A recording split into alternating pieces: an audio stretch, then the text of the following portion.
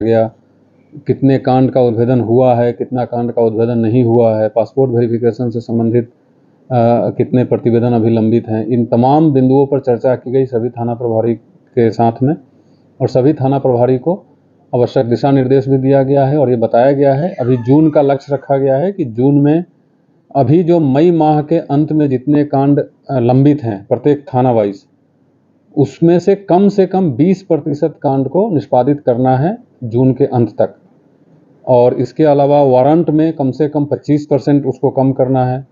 किसी प्रकार का कोई आवेदन अगर आता है उस पर त्वरित कार्रवाई करना है। किसी भी पब्लिक को इस थाने से उस थाने या इधर से उधर उनको भगाना नहीं है।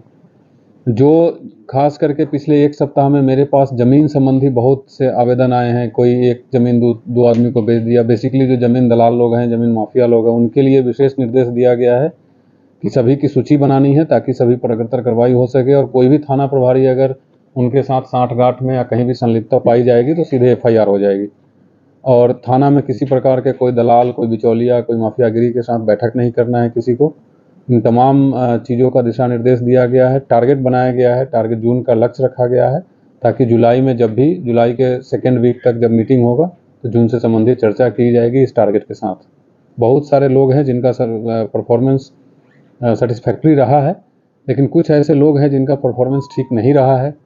पिछले 3 महीने का आंकड़ा भी देखा गया है, नॉट ओनली मई बट अप्रैल, मार्च, फरवरी 2025 में भी उनका परफॉर्मेंस सही नहीं था। तो उनके विरुद्ध कार्रवाई भी की जाएगी और अगर सुधार नहीं होती है तो थाना प्रभारी से हटाए भी जाएंगे। जो अच्छे काम किए हैं कितने लोग हैं सर जिनको प्रोत्साहन? वो आंकड़ा अभी मेरे पास पुटअप किया जाएगा, लेकिन जो अच्छे काम किए हैं उनको प्रोत्साहन दिया जाएगा। और जो मेरे स्तर से देना है वो मेरे स्तर से दिया जाएगा। जो DIG साहब या IG साहब हमारे वरीय पदाधिकारी के स्तर से दिया जाना है उनके लिए मैं यहाँ संशंसा भेजूंगा। बट बहुत सारे ऐसे अफसर हैं जो अच्छा काम किए हैं, कर रहे हैं। बहुत सारे अफसर हैं जिनको थोड़ी सुधार की आवश्यकता है।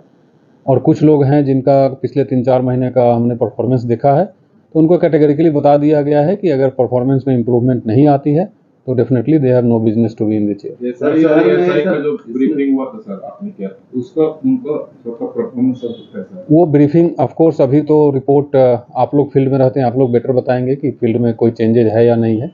बट वो एवरी 15 डेज या 20 डेज जब ब्रीफिंग होगा तब वो रिजल्ट के साथ उनके साथ ब्रीफिंग किया जाएगा। बट अभी जैसे पुलिस का जो कोर काम है, जो मैं डे 1 से बता रहा हूँ कि पुलिस को एक्टिव होकर के रहना है। जो भी फरियादी आते हैं थाना में उनका सुनना है, सुन करके समाधान होने लायक है तो समाधान करना है।